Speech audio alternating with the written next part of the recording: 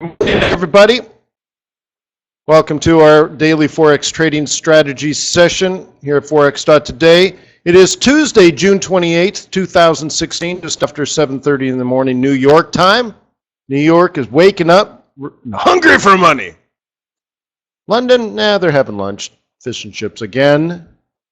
Fish and chips again? Crikey. Wait, that's Australian. So anyways, without further ado, let's see if we can run a video without making the Vietnamese news station upset about our music. We got a new one here.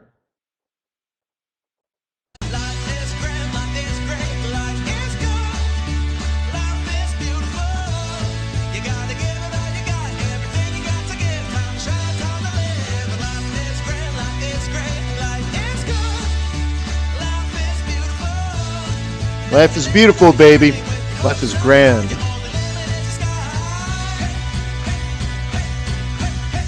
Yeah. Hey, there we are right there in a live webinar. Oh my gosh. That was so cool, huh? Yeah, so every morning you'll be woken up to life is grand, life is good, life is beautiful. At Forex.Today, that's of course. And if you're anywhere else, life sucks. No. Let's all keep it happy, right? Yeah, it's nice, huh? And of course, the way you make life good, grand, and beautiful is to share and collaborate with your fellow Forex traders. So post your ideas and share your thoughts on Forex.Today, huh? On that note, let me remind you that trading is risky, not appropriate for everyone. Your past performance, good or bad, is not necessarily indicative of future results, but please always stay small, stay humble, focus on the long term, and never risk money you cannot afford to lose. Hi. Hi, my name is Wayne. What's your name? I'm a currency trader. What do you do? No way! Awesome.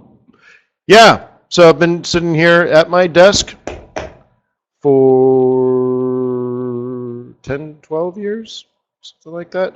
Wow, huh? Just crazy if you think about the hours.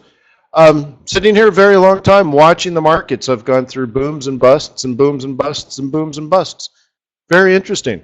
And that's just the market. Right now I'm reading the book When Genius Failed. Has anyone read that one? It's fantastic because I thought it'd be appropriate with Brexit going on. And it's the idea that the smartest people in the world, Nobel Prize winners and central bankers, put together a hedge fund. And guess when it blew up? When there was a major currency crisis, when Russia defaulted. It was sort of kind of like Brexit.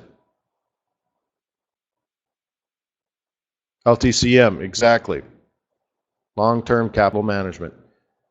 And, Scholes, from the Black-Scholes model of option pricing was involved, and their stupid idea of efficient markets, and it's just very interesting. But they were hugely successful until they blew up. But so, anyways, that is what I'm reading right at this moment, which is funny. But anyways, hey, where are we again? Whoa, where are we? Oh yeah, that's right. So we do the strategy sessions 7:30 in the morning, New York time, London lunch. You're welcome to join at Forex.Today. It's totally free. And I do special events for premium members every Friday at fxstreet.com. Just so happens to be I'm the Forex speaker of 2016. Not bad. Very happy. So I'm glad you're here. I'm here to help. And I'm here with the overriding goal of making you a better trader, a more successful trader, an educated trader, someone who's patient and disciplined and focused on the market, not on the nonsense or the hype. And I don't believe I've ever pitched a get-rich-quick scheme or a cool new strategy of the month. I don't think I've even tried to sell you anything. So honestly, I'm here to help. And the more that you participate, the better for everybody. I'd like to point out Zelda's post of the day. Where's Zelda? So thank you, Zelda. Very, very, very, very nice post. Let's take a look at it. Aussie yen long. Now, I don't even care if it's up, what your thought, if you think up or down. Look at the detailed notes here. So this goes on top, right? And then, as Zelda has done, uploaded an image, right? And then in image comment area, wrote this. And then added a second one, image. And then wrote this in the comment area. And it looks really nice. It's a very nice post. So thank you for putting in all the wonderful details. Look at that. So go ahead and read that. Let me post it if you don't have a link. You know, that kind of stuff. So, looking at the monthly chart here, Zelda takes a look and says support, support, support, support, support, support. Maybe a pullback and a drop off the 382. Okay, nothing wrong with that. Double top, nicely labeled. And I love the price action here. Lower low, lower high, lower low, lower high, lower low, lower high, lower low, lower high maybe? Sure. The only thing is, if I were to add to this, since you're looking way out here on these weeklies, is if this is a bottom, I guess we're looking at this. Sometimes you get the bigger pullback. So where's my drawing tool now? That's not it. Hang on, let me reboot it. Life is good. Life is grand. Life is good. Hang on. Let's try this. Okay. So on the smaller time frames, someone may see this as like an actual bottom, not just support, because we're zoomed out here on the monthly, right? So when you're looking at the weekly, which is your next chart, they may just see this as the ultimate bottom. They're not even looking at this because it's not on their radar. It's just so far off. That's another 2,000 pips away. It's not on their radar screen. So in that case, if that happens, what they're going to do is they're going to play it off of the bigger pullback. And almost like a range trade. Like they're not thinking you're double top, but whatever. So just be, I think your plan is to sell basically off the 3A2. Just don't be shocked if it does a 618. Okay. Because again, they may not see the bigger picture. They're looking at the smaller time frames. Right? So there's your monthly, there's your weekly, but the guy trading on the daily or the 4 hour doesn't see that because it's thousands of pips away. They're not looking at that. So they're thinking, if you're looking here, you're thinking hardcore bottom. Okay. And if it comes up, then it's not ranging anymore. So your 3A2 is going to be way up here. Well, that doesn't seem like a range, all right, or a pullback. So they might play this, but they might play that. I guess this is the one that we targeted, right? So just kind of be prepared. It may not be your 238 or whatever that is, 236. It may be a 618. Okay. So just manage your risk in such a way that could be a possibility.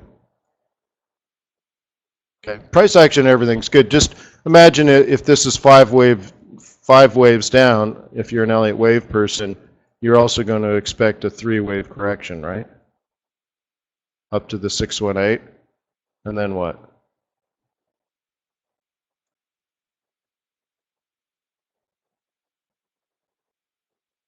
Okay. Which is simply, if I were to change colors on your higher time frame, so let me change colors here. It's just simply this.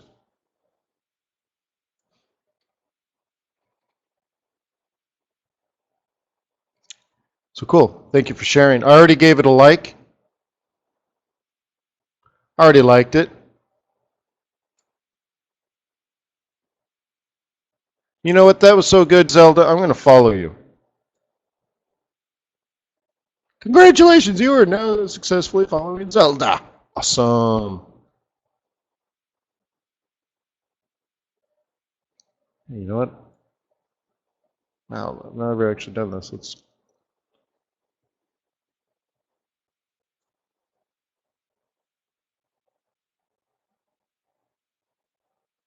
Huh. To double check that, I don't know what that just did. What just happened? Cool.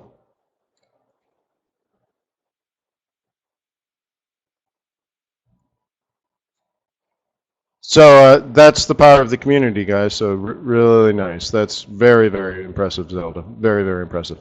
All right, cool. So let's move on .com. Let me suck down some more caffeine.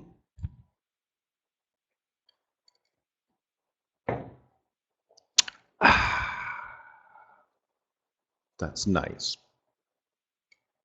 Pound Swissy. Or should we just do all pounds?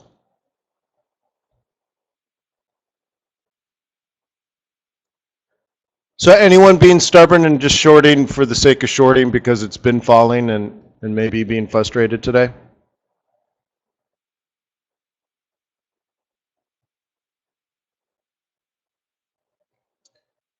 You should almost at some point anticipate it not working. Right? Because, you know, a lot of these players, like for example, we talked about when we were in the monthly pivots, how well the monthly pivots were working. What does that say? Like what kind of time frames are we looking at? Right? And so a lot of these traders are looking at bigger time frames.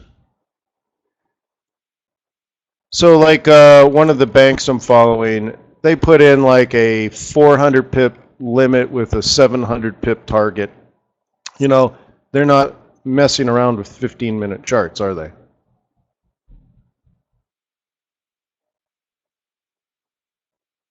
All right. So inevitably, you know, if you take yourself out to, let's say, a daily chart on some of these things, you have to ask yourself the same basic questions as before. Where's the resistance? Right? And also, what was the message yesterday? And I hope you appreciate it. The message yesterday is I have no idea where the support and resistance is. All I have is price action, three chords in the truth, right? All I've got is a red guitar, the rest is up to you. You know, so we're flying a lot more blind than usual, and you got to stay, to me, maybe a little bit more short term.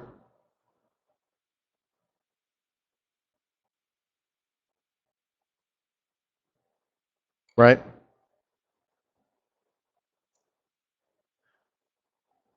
And so throwing down things like, you know, throw it down because, you know, blind have to buy the, throw down a trade, oh, because it's that, because I just have to trade this.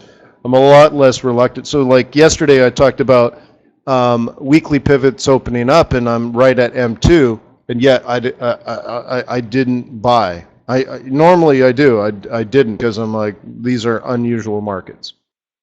So I'm going to stay super short term, right?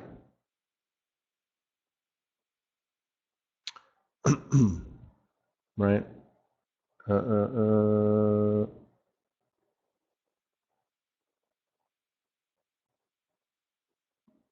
So like this week, for example, let's do the last week here. Detailed report.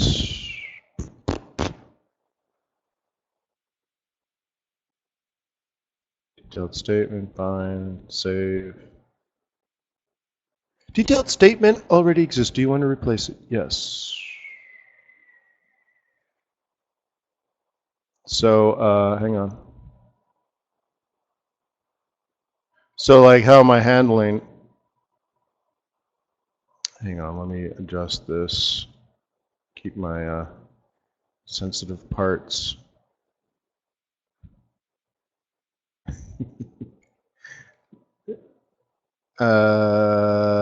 Yeah, so, you know, like we're pointing this out. So like so far this week, 34 trades made, 30 have been profitable, 4 have been losers, right? They're not big trades one way or the other. My winners and losers are about the same. My biggest trade is twice the size of my losing trade. 15 consecutive wins. Wait, that doesn't seem right. Is this right? What year is this? That's right. That can't be right. What is this?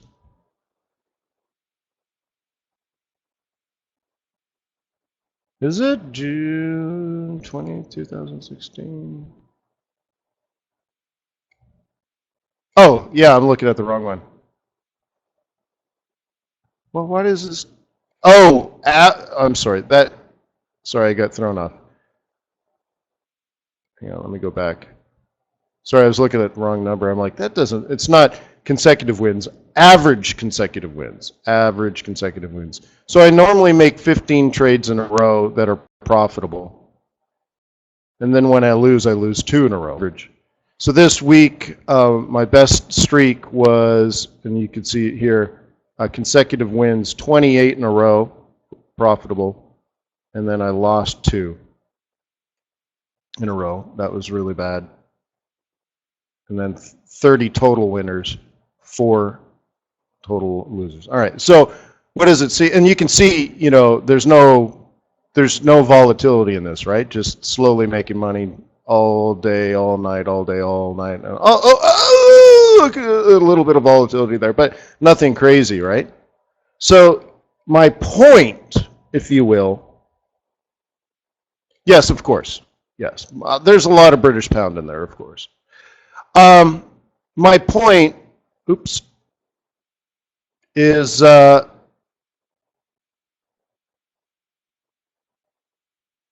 yeah, a couple of things. The market, well, now, no, but you see the stats are changing, right? The stats are, there's a little more volatility at the end there, and that's because the market conditions have changed, right? So all of a sudden, where you normally buy or sell is failing because there's pullbacks and, but the other thing is, there's no big bets. You notice that? There's no big bets. There's no swinging for the gates. Just staying with the trend, letting it, just going with volatility.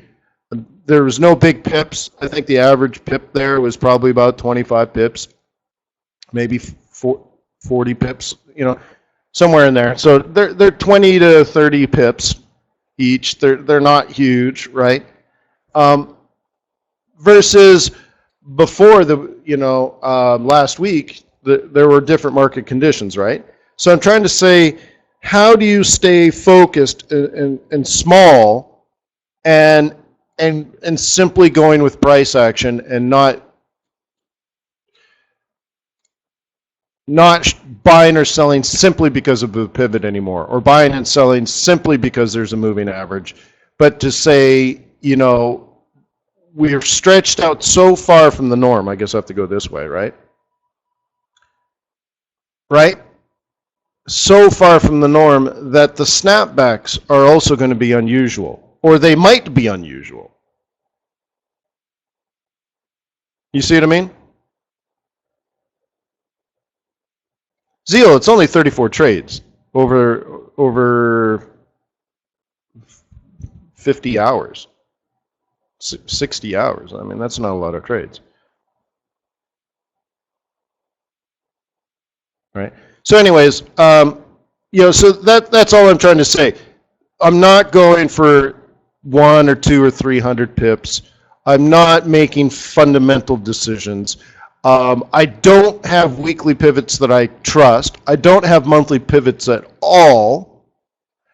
We've just had a massive blowout of a currency. Is that going to just keep going forever? Well, of course not. Some of those people that sold are going to take profit, right? I mean, so these, you can't just keep doing what you're doing. What I've always said is you got to go, with the flow until the flow stops working, and then you got to back off. And you're like, whoa, whoa, whoa, whoa, whoa. Thank you, Marina. I appreciate that. All right, so I'm just trying to show that it's more than advice.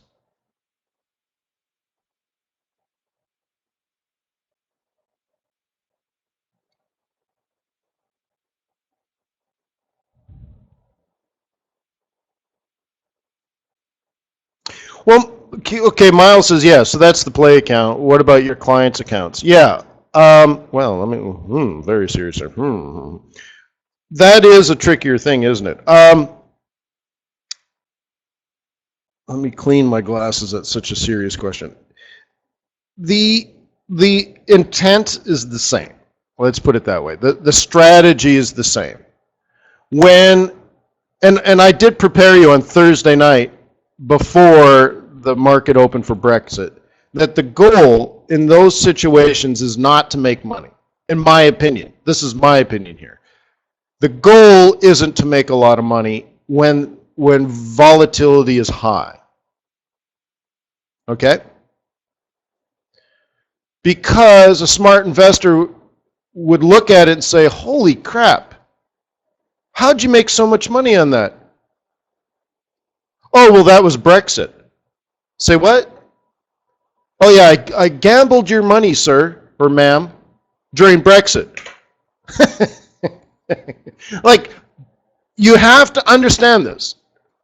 Wealthy people don't want you to make a lot of money. They already have a lot of money. What's the number one thing a wealthy person wants?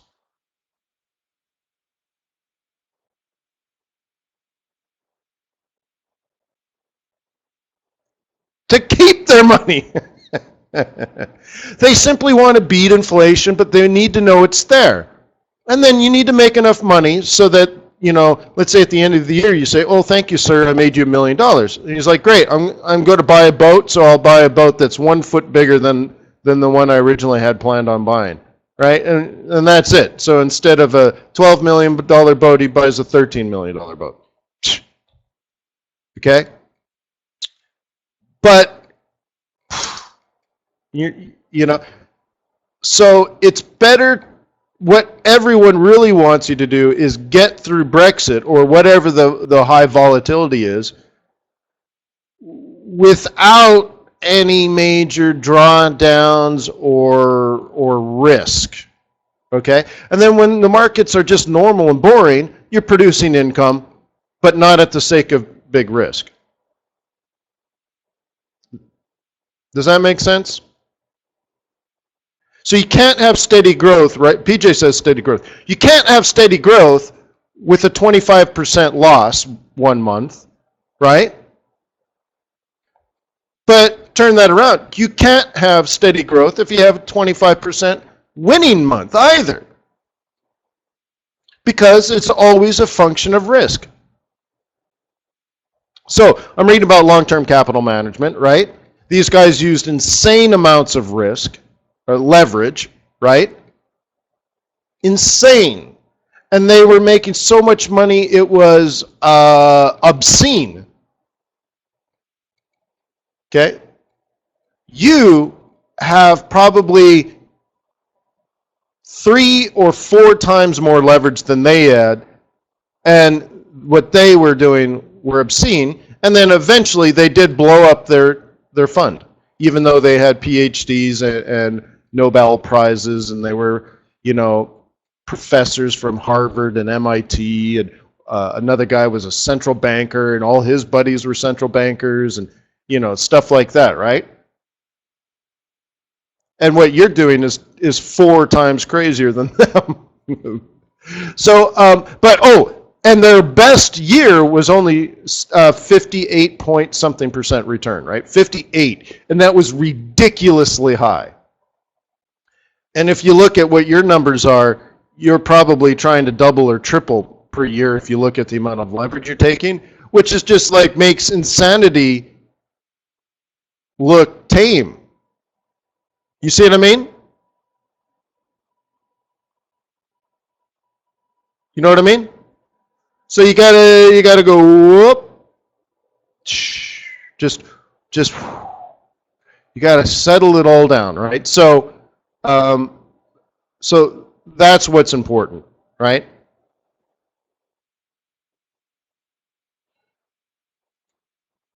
So like if you could find an investment you could make that will pay you 6% a year, and you could hedge it with 2% per year, at the end of the year you're going to have 4%, right? Hedged, so nearly risk-free. And the stock market maybe will only pay you 4% this year, right?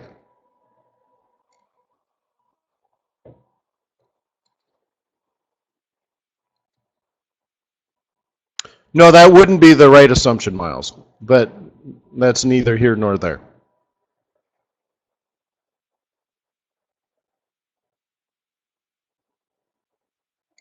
But Brexit kind of looked like this for me.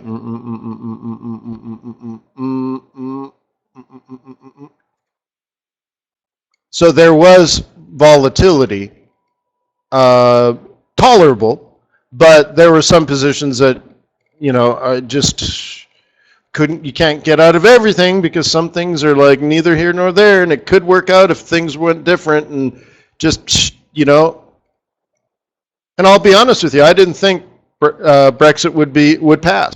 But I didn't gamble on the outcome being positive or negative. But there was only so much, sort of fat you can trim, right? And I'm like, well, if I cut those last remaining open trades, I'm cutting through meat and bone. So I'm like, I kind of have to just grin and bear it. Maybe it goes well. And it probably will go well. And it didn't go well. But, so you just very quickly take a loss, and then you build it back through the night. And, and now if you look month over month, right, over month, because that's usually how things are reported anyways, right? If you look at month over month, right, it'll be just a typically fine month. So okay, here, remember I said like long-term capital management, their return was 58% their best month. I don't try, but I eyeball 5% per month, because I know compounded over the year, right? That's pretty close to 100% return. Whether it's 85 or 92 or 103, it doesn't matter. It's roughly, right? Right? And so long-term capital management was only doing 2 or 3% per month, and they were ridiculously, insanely, right? So here's what also happens. You're trying for 5% a month, and you have $1 million. Okay?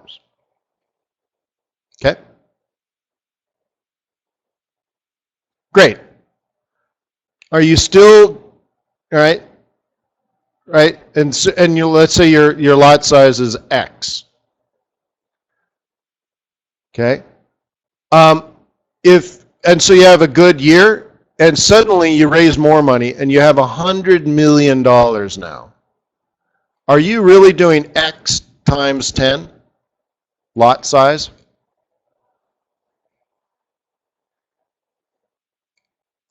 Inevitably, what you try to do is you drop this down, and maybe it's only X times 5, and you're looking at more like 2.5 to 3% per month, which is only 50% return per year.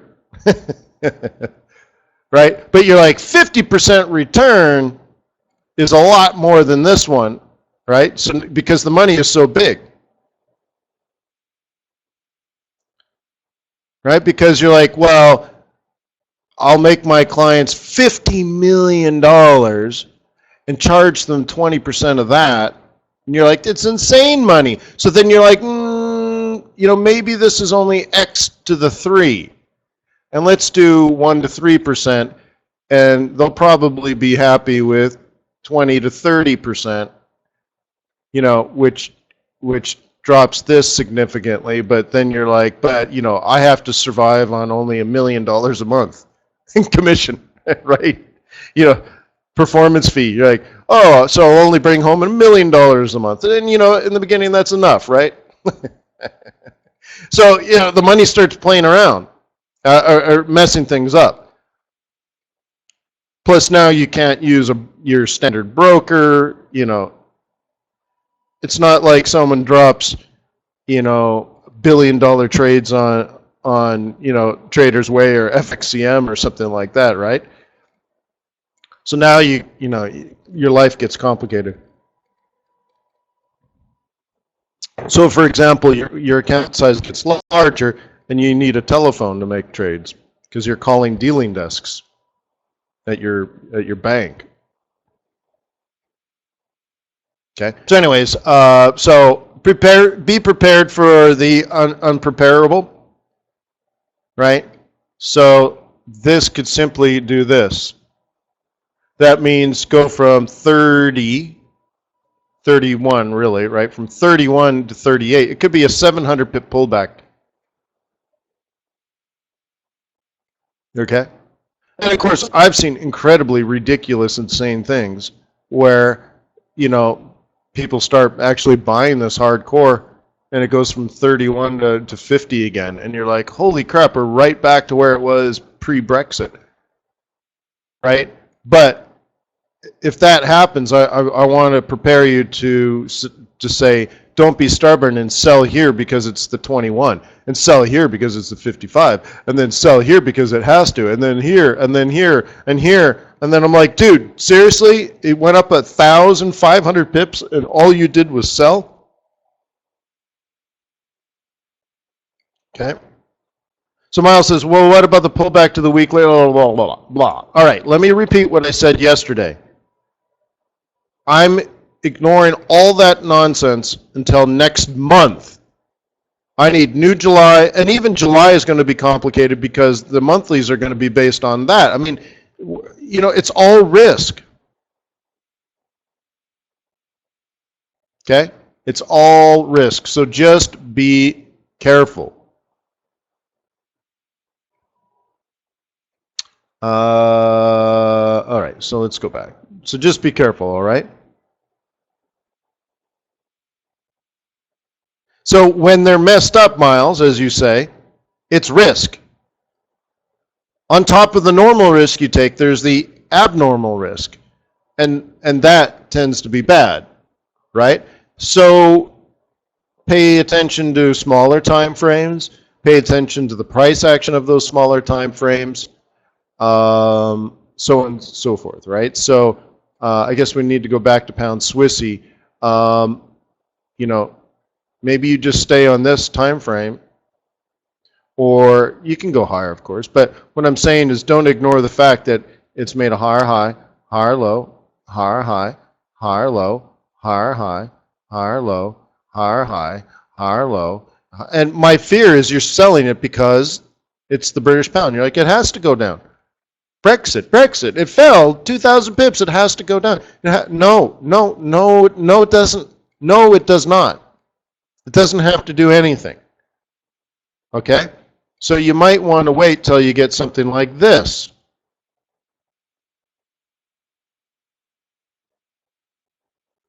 Right? And you're short here.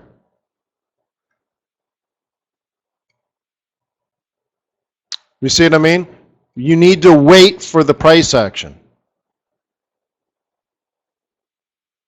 And you're like, oh, but Wayne, I had to just sell it here. I had to. It's a weekly pivot point. I just had to. Because that's what it says in your book that you wrote 8 years ago that has nothing to do with Brexit or, you know, market crashes of epic proportions. Even though, you know, so I don't know. You see what I mean?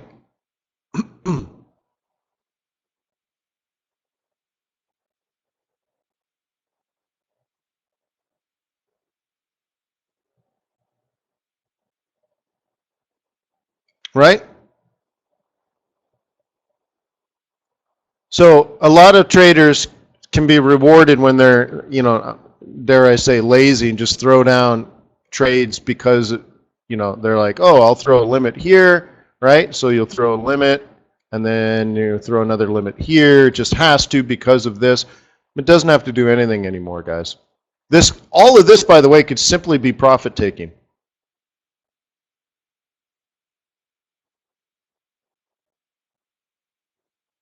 Okay? So you may force yourself, for example, to say, I want to sell, I want to sell, I want to sell, but I can't sell until I get a lower low. Right? And what I'm trying to teach you over, these years and years we've been working together is there's nothing wrong to assume this will act as resistance. 131, and there's a pivot point, right? Great. And there's something going on over here. Great? Yes, great, great, great. You still need to wait for the lower low. Or the double top, for that matter. Okay?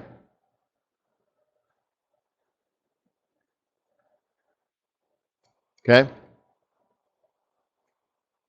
And you might have to lose a day in your life of trading by just sitting there waiting.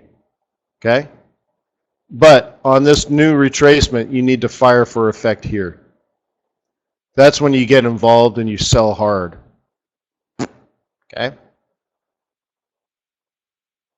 And here, this whole area here, you are either buying or doing nothing. Okay? Okay?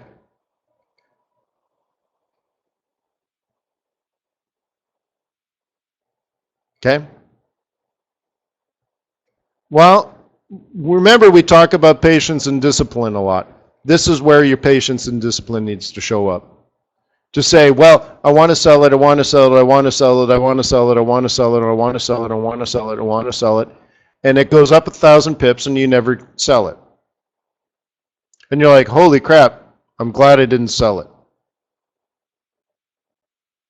Okay? And over the course of time, you'll mature as a trader and you won't kick yourself in the teeth for watching it go up and not buying it. See, amateur traders are never happy, right? Oh, I could have made millions of dollars if I had only bought it. But we know 9 times out of 10, if you did anything, you would have sold it in an uptrend and lost $1 million if you had it, right? But no one ever thinks that way. They just think the times they don't trade are when they somehow would have been fabulously successful. And then they start pulling the trigger and they lose money. So I'd rather you watch it go up, not trade, and think you would have made a lot of money than lose it and be upset at yourself, right? And you're like, oh, dang it, the stupid Brexit thing. No. Brexit wasn't stupid.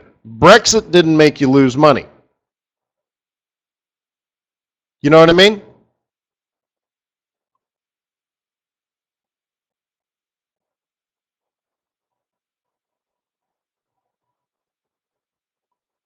Miles says, Wayne, do pivot points on lower time frames respect the pivot point theory? Well, define lower time frames. Are you talking about daily, or are you talking about 4 hours or hourly pivot points and stuff? Dan said, when did I start shorting? I traded the Asia session, so I was at my desk and around, I think it was about 8:30 or 9 p.m. New York time, the first polls started coming out. I was actually in class at Harvard. My professor's talking, the group is chatting, we're watching videos and having conversations, and I just muted the whole damn thing and just traded. I'm like, oh my God, the first polls are coming out. Exit polls! Exit. Don't worry, Harvard's been around for almost 400 years. It could wait a day. You know what I'm talking about? So yeah, so from about 9 p.m. to about 2 a.m., I traded like a mofo. And then I went to bed, and I woke up, nothing had changed. I'm like, oh my God, thank you. Pivot point theory uses daily, weekly, monthly. Right. Well, okay, so I don't know what you mean, Miles. Like, some people will take like they will make hourly pivot points or 4-hour pivot points. If you're saying that, the high, low, and close divided by 3 over the course of 4 hours, I don't know. If you're talking about using daily pivot points and trading on a 15-minute chart in respect to the daily pivot points, then yes, absolutely, totally. Okay, but like, for example, if you go to this indicator list, oh wait, that's the wrong one. If you go to this one, I can turn off my weekly pivot points and I could put in hourly pivot points. Is that what you mean? Every hour I get a new set of pivot points?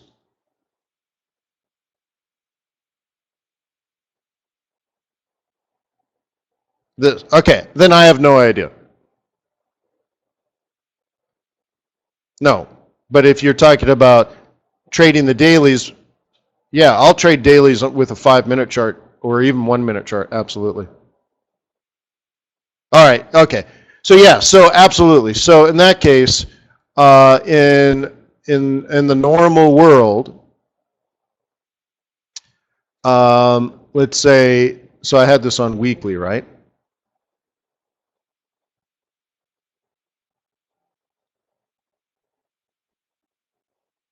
Okay.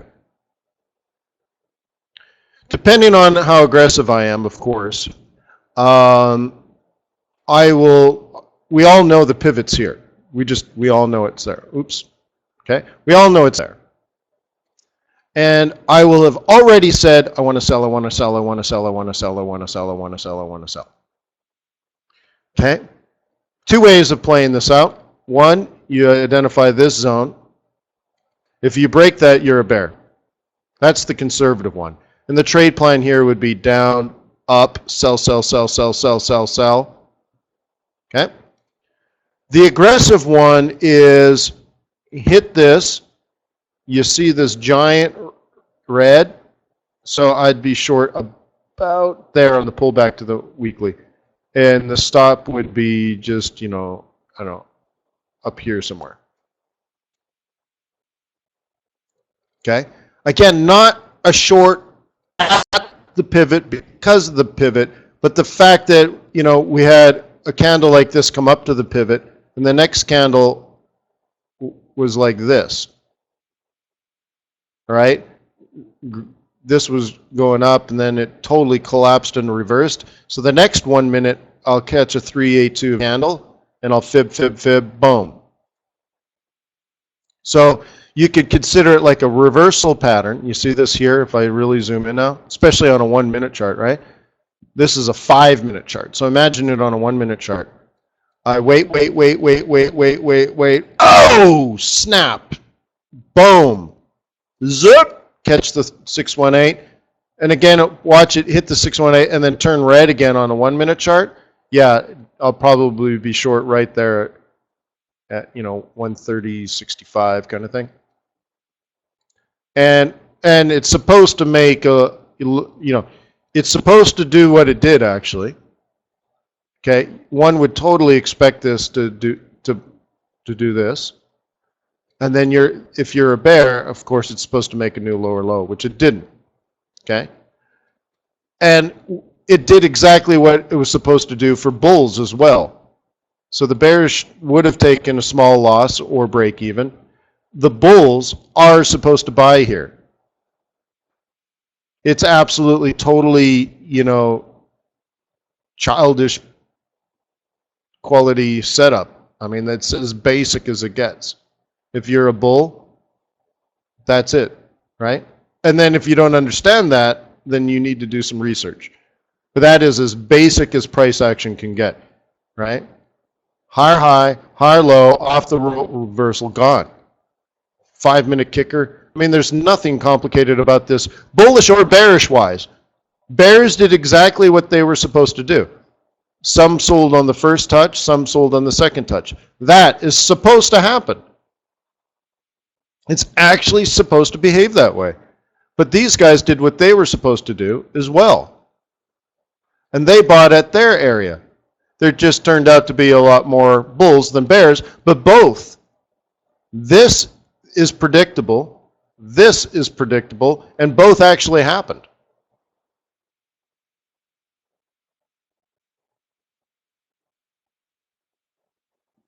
Right? I mean, both happened. If you did something different, then, you know, it's confusing to me. Okay? And that's why I'm saying you need to make your decisions ahead of time, because, you know, then you know where to put your stop. Okay, and bears would probably have stops up here. Bulls would have to have stops down here, right? So the bears are risking less than the bulls.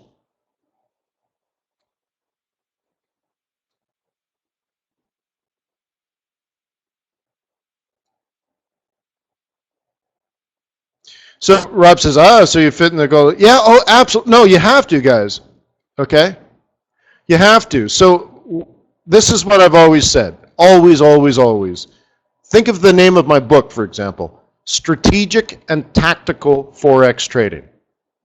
The strategy is to, you know, you believe on the higher time frame because of Brexit, the trend is down, right? You could have that assumption, right? You say on the big time frame, I'm a bear. Great. And then you drop into the smaller time frame and you say, I believe this pivot point will act as resistance. It's also a psychological level. So there's resistance here. And as your strategy as a bear is to sell, right? Right? Let's get the basics. If you're bearish, your strategy is to sell and to sell at resistance. Two parts, right? Pretty basic. So you have to understand where the resistance is. Great. So you're assuming in advance that there's a high probability that this pivot point will act as resistance. So what's your job now? Well, that's just strategy. That just kind of, maybe you're right, maybe you're wrong. Now you need tactics. This is where you need boots on the ground. You're kicking down the front door of the bad guys. It's ugly, it's dirty, it's dangerous, right? Okay? So, what you're doing now on the smaller time frame is when you get to your resistance, you're waiting for the reason to pull the trigger. And that is things like the bearish engulfing candle, yes. The 5A cross down, yes. You know, a significant drop, retracement, fib retracement, sell here, yes. If it made a lower low, lower high, yes. If it double topped and then dropped, yes. Whatever you think a reversal is, whatever you believe a good trigger is what you're looking for. Not the fact that you're at resistance, who cares? If it's at resistance, maybe at best you got 50-50 odds. It may not. So what can you do to increase the odds? Well, if price gets to your beloved resistance level and it goes whack, well, just think of it. Pound Swissy. Okay, let's say it takes $50 billion to make that move. $50 billion! $50 billion just exchanged hands, and you watched it on a 5-minute chart. Well, you already knew that would happen. That was your strategy. You just need to verify it, right? Trust, but verify. So you trust this is resistance. You're like, okay, that's resistance, that's resistance, that's a resistance, la da da da da. Please reverse, red candle, red candle, red candle, red candle. And by the way, sometimes I'm thinking that too. We get there, I'm like, red candle, red candle, red candle, and then boom, there's a huge bearish engulfing red candle. And I'm like, oh my God. And then even then I'll drop into the 1 minute and say, all right, we just got a huge bearish engulfing candle. I'll fib that, thank you, because I might be able to save 9 pips. Okay? Yeah, absolutely. And that's why I use these small time frames. But the other message I've always said is, if you don't show me the higher time frames, I don't know what the hell I would do on the small time frames. And that's why sometimes I'm scalping 25 or 30 pips and it's a little bit embarrassing. And then sometimes I'm scalping 100 pips. And you're like, Wayne, scalping 100 pips, that's ridiculous. What are you talking about? My other guy would scalp 8 pips. I'm like, yeah, well, for me, I watch this on a 4-hour chart, and then it comes back to the 21 on a 4-hour chart. And when we're in this little zone on the 4-hour chart, I drop into a 5-minute. And I say, hey, watch this. I'm going to sell right here on a 5-minute chart. I'm going to have a 25 pip stop and a 300 pip limit. Watch me go for the 300. Boom! And it's because I know I'm here. So why the hell would I take 9 pips? What kind of loser would take 9 pips and take the risk? How embarrassing. Right? So on and so forth. Right? If you're going to sell here, you're trying to make 8 pips, 12 pips, 22 pips. I'm the greatest trader in the world. I made 22 pips on something that dropped 390. Right? No, you got to have some strategy, bro. But if you're on the 5-minute chart only, you don't see that. You don't know how to value the quality of your position. Right? Are you short-term short or long-term long?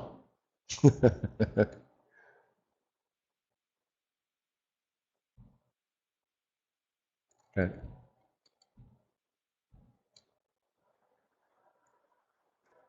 And by the way, remember, I posted on Forex.Today on many of these pairs. I think I did pound dollar and pound yen. I posted that we were here before the Brexit news and to be ready. Did any of you guys get that? That's having the strategy ahead of time, right?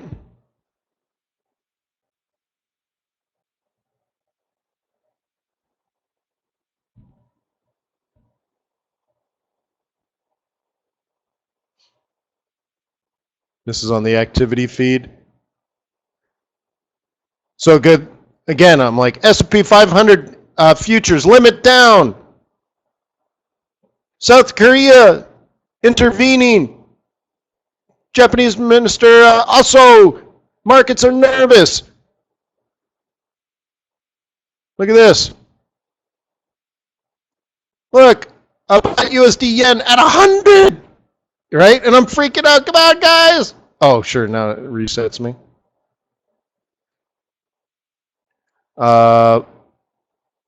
Here's me long at 99. But where is it? Right? Look at pound dollar, monthly R2, monthly R2. Come on, guys, it's Brexit. Oh my God, get ready. Right? Who would have thought we would have dropped 1,000 pips lower than this number here? Wow. Wow. Wow. Wow. And I posted it before it dropped.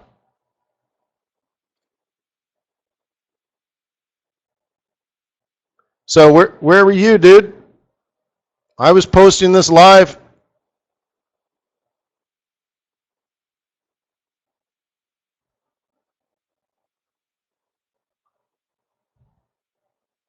So I don't know. I hope you guys use the activity feed for such things. Get involved around news. You can chat with each other.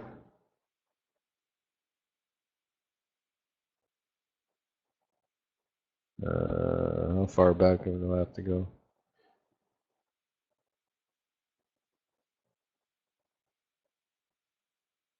So anyways, yeah, I've gone too far now.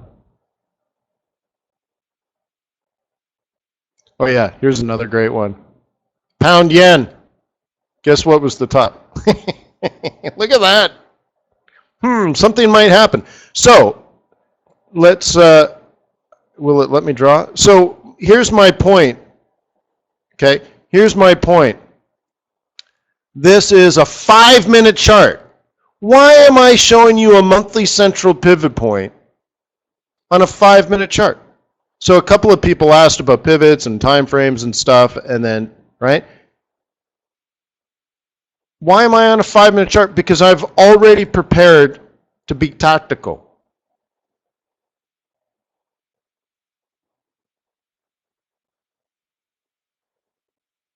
Okay? I'm already prepared to be tactical. So what I'm looking for, okay, here's how you play this. Is this going to be resistance? We don't know. If the next candle starts doing this, confirmed. I could even do it on a 1-minute chart.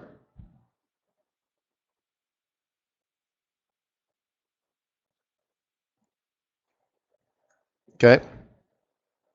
And of course, because of this, you know where your stop is. It's, I don't know, here. I don't know. It's up high, but it's, what are you risking here? 30 pips? Okay. But the point is, you know where you want to be ready to see something happen. And you also know what you want to see. The next candle is red. What does this mean to you? Oops, I tried to draw it properly, but it's a little difficult.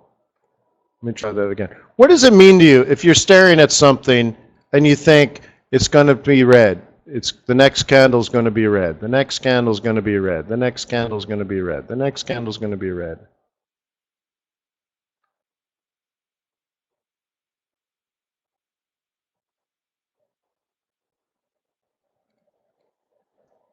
What do, guys? It's going to be red. It's going to be red. It's going to be red. And then all of a sudden it's red. Oh, this new chair is awesome. What do? But see, that's the tactics. That's the whole thing, guys. You know where you want to sell, right? So you know what you want to do. You know the price in which you're very interested in doing it. And now you need some confirmation that someone else has the same plan.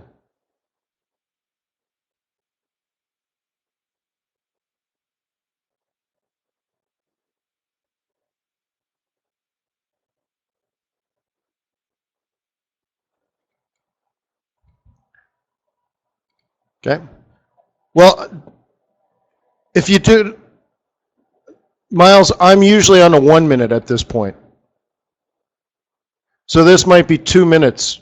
But really, I'm even looking at this pattern. Actually, if you're looking at a line chart, is like this. Okay, this retraced 50% and then started turning red again. And I'm just, I'm pips off of the actual resistance. So I'm like, well, that's worth 30 pips, right? And boom, you take the shot. Your stop's up here, your entry's about here, and you're risking a whopping 30. And what you're hoping is when you get down to this area, you jam your stop at break even.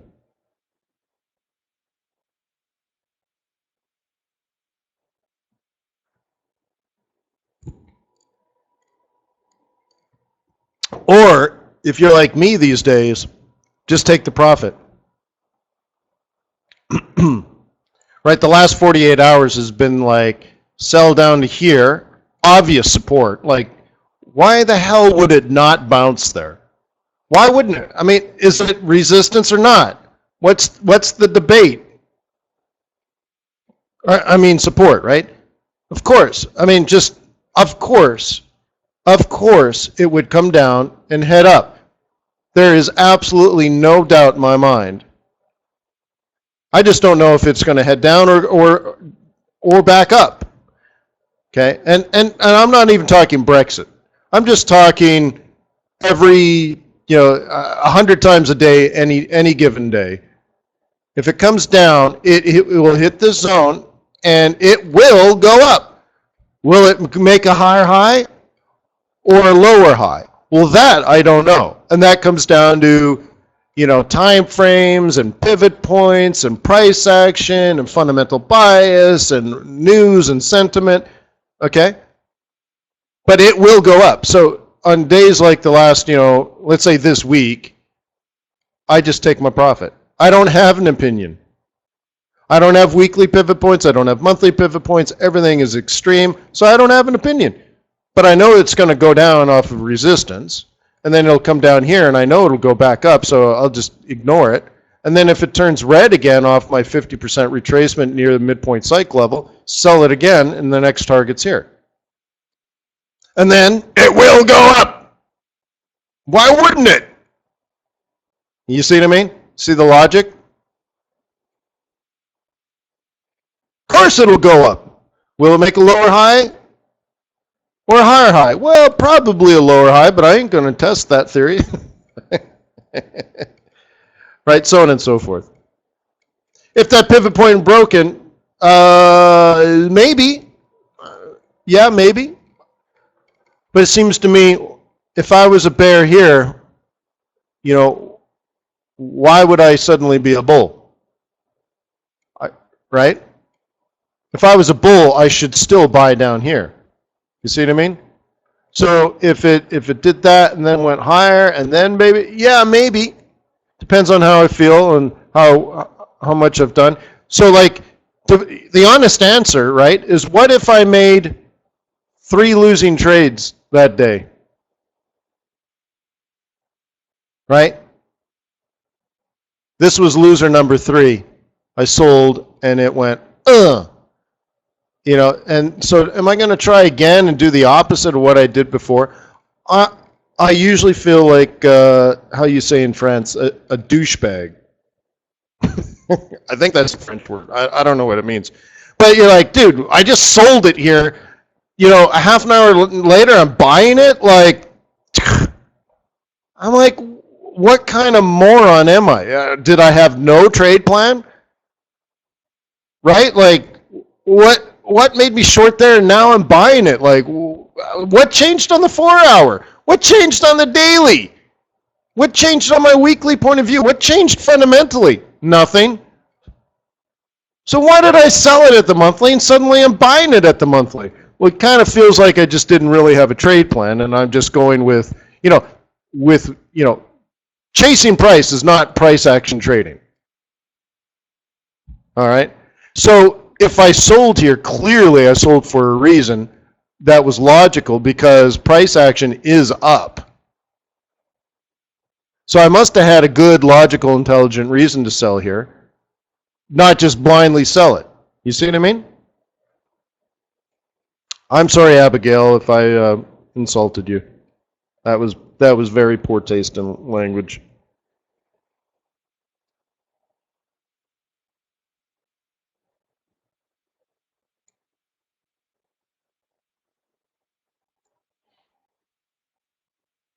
But sometimes what I'll do is I'll exaggerate for effect so at least you'll remember.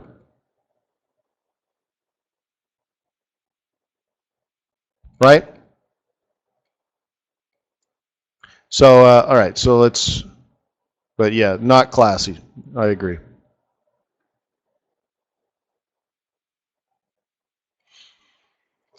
All right. So, yeah, well, let's look at S&P 500.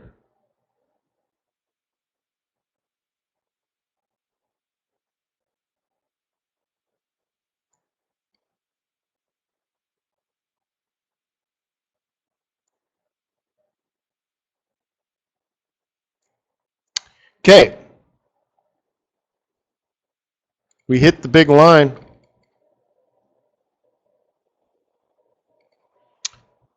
This makes it interesting, right? Going out to a 4 hour, did it respect our support that I drew like weeks and weeks ago?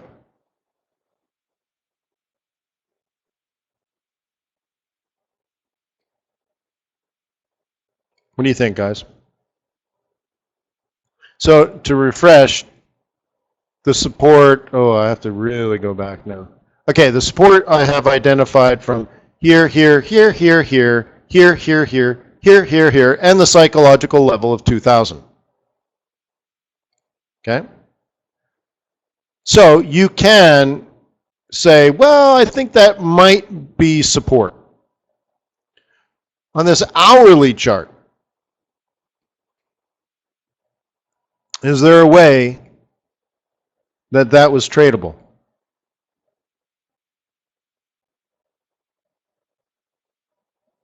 Okay?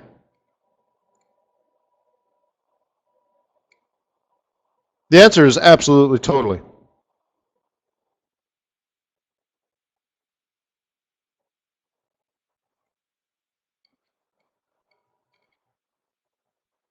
You might say, oh, Wayne, look at the 2155. Well, I already made a decision that that was support.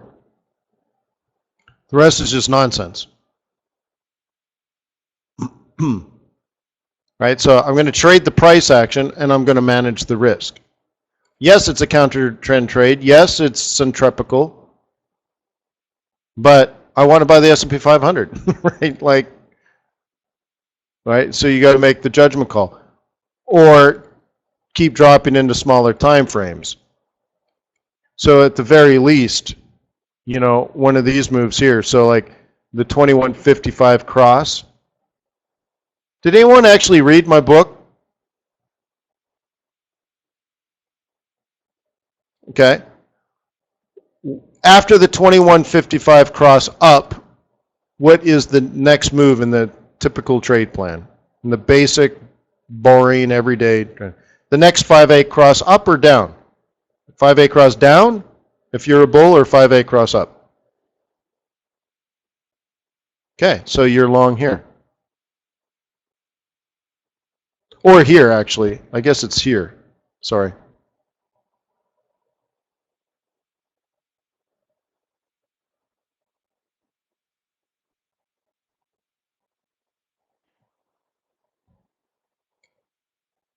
Okay.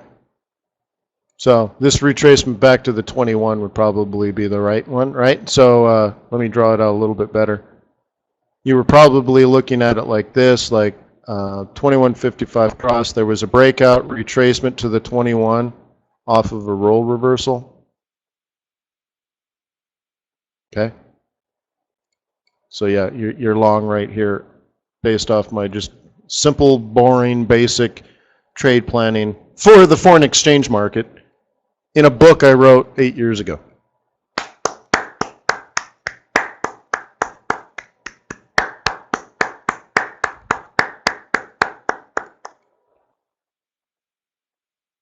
Miles says, yeah, would you look at the Stokes? Yeah, sure, we can do that if you want.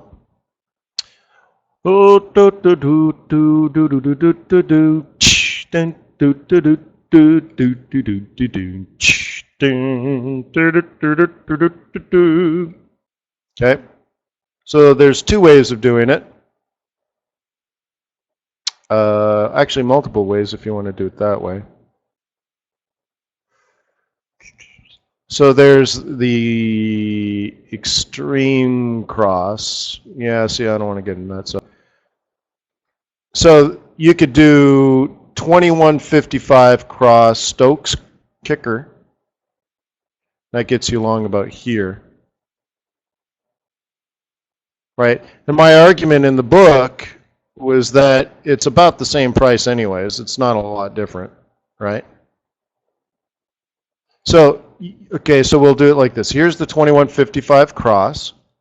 And here's, you know, here's kind of the area that you're thinking of entering. And what is the cost in this case to have been patient and waited? That would be the distance between the two, right?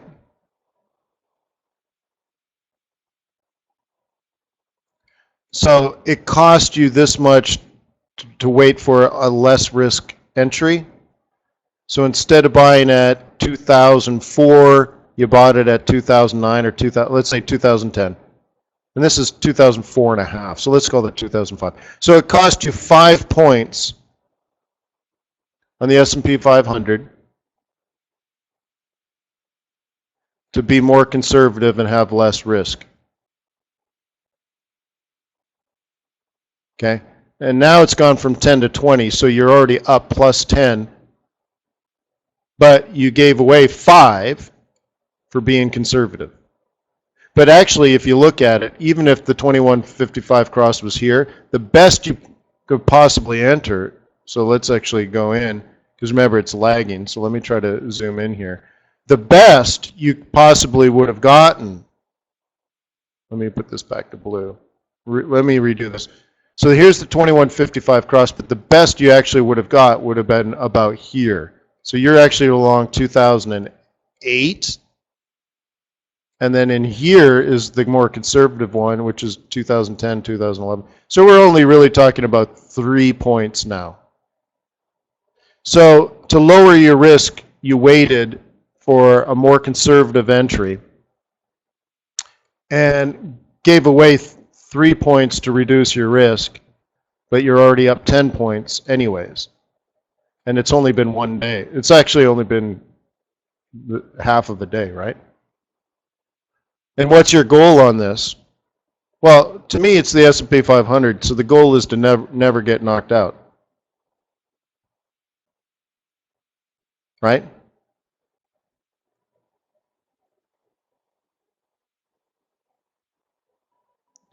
Wayne, hi Wayne, you use the 4 and 8? No, 5-8. It's a 5 EMA, 8 SMA.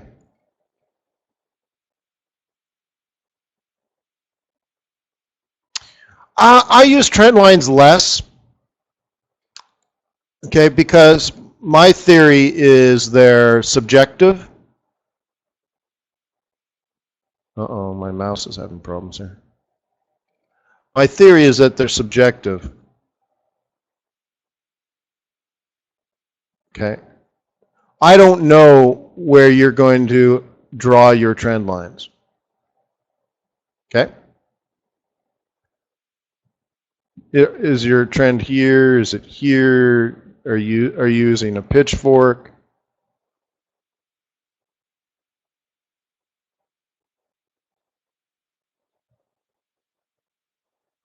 You know,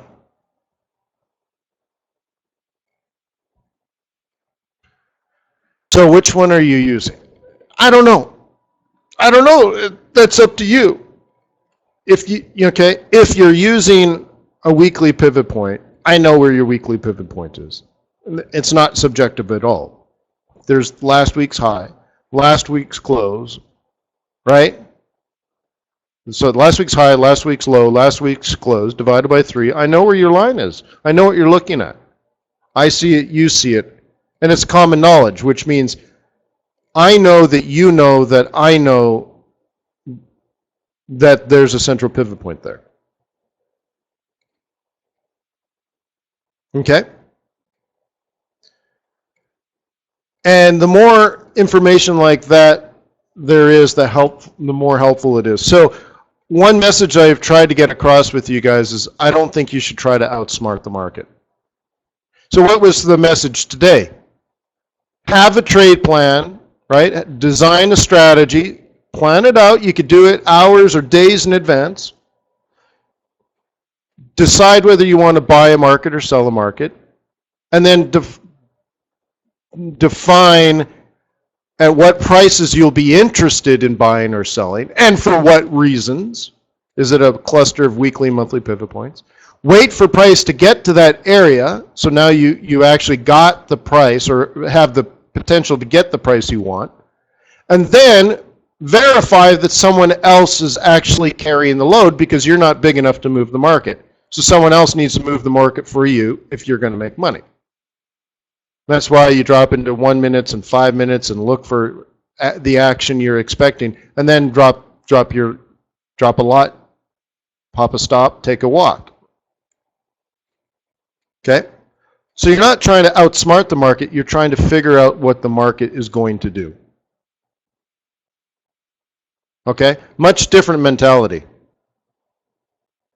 So put it another way, the smartest minds on the planet blew up long-term capital management. I'm not going to win a Nobel Prize. Well, actually, I'm going to try it. If I have time, I'm actually going to try it. But probably not. We'll just say the odds are pretty low. And so and they went through and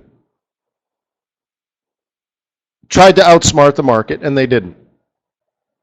They didn't.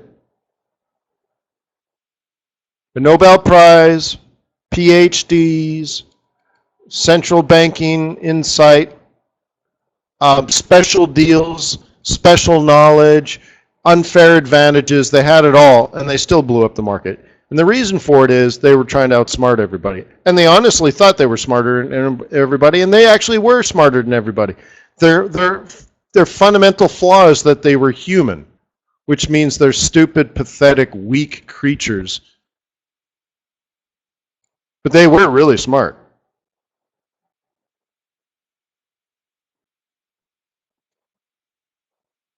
But unfortunately, they're humans. And they're dealing in a market of human beings. Right? So you have to take about maybe 60% Newtonian mechanics and physics, right? Sprinkle that in there. And then 40% is like Freud. So you need like Newton and Freud working together. And or you can just understand technical and fundamental analysis, create a trade plan, identify your support and resistance levels, and then sit there at those levels and wait. I call that an ambush. You set up an unfair advantage for you to ride the coattails of a hedge fund manager, right? Of a manipulative central banker, or just simply a fat and lazy corporate financier who's just trying to hedge his foreign exchange risk exposure, doesn't give a damn about anything else. So you're going to make money off of him. One way or the other, you need to make money off of somebody else, or along with somebody else. It's actually, usually it's along with someone else. They took the shot for a reason. You already knew what the reason was. The people that lose just were on that particular situation, we're done. They probably didn't have a plan. So it doesn't matter, right? Doesn't matter. So Miles says, so can we trade only using levels and ignore trend lines? I don't like using the language ignore trend lines. I believe they're more subjective, and therefore I pay less attention to them. Maybe it's a flaw of my trading. But when you see me draw, I tend to do things like, draw like this. Okay? But if I do like Fibonacci stuff over and over and over again, okay? So let's say this and this. So let's say my thought process was, okay, lower low, let's say lower high. I'm going to do it this way, and then lower low, and the next one's going to be a lower high. Okay. So I might draw it that way. Let me change this here. Someone else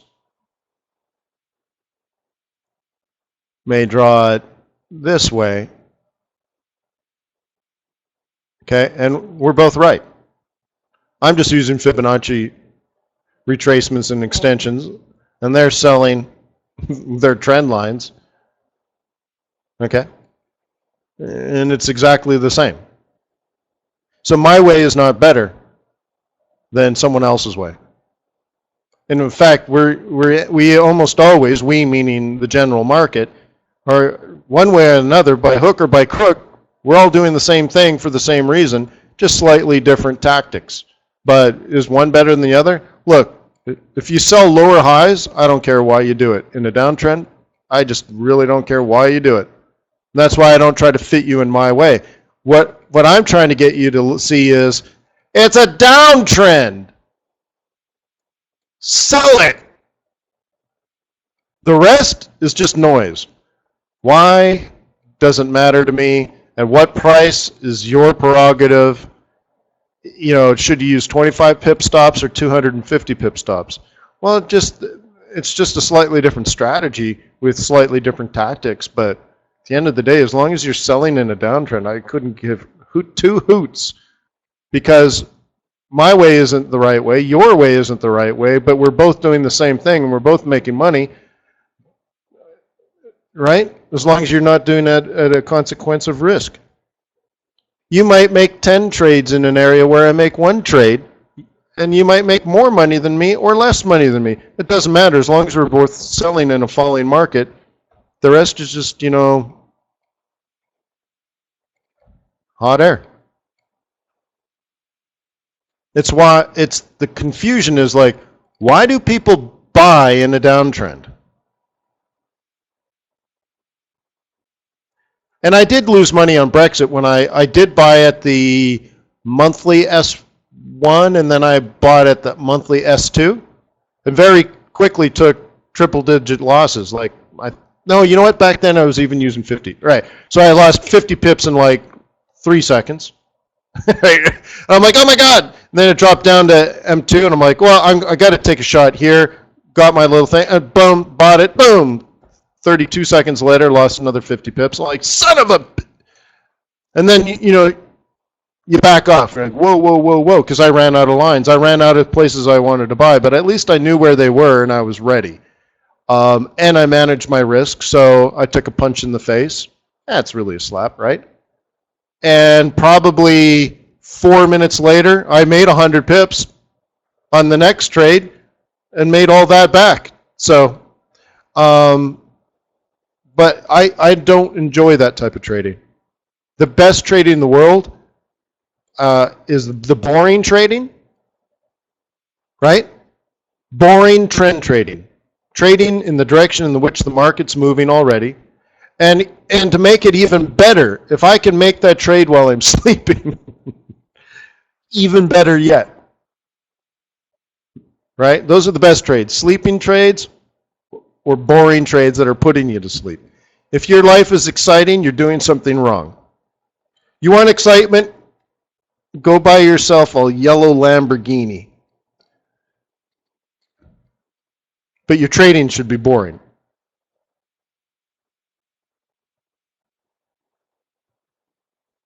Right? And everyone will laugh at you like, a Gallardo? That's a poor man's Lambo. You're going to grow up. It's like a kid's car. Get a real Lamborghini, dude. Then you know you need new friends. Anyways, never forget, life is good, life is grand, life is beautiful. Thank you for being a part of my life.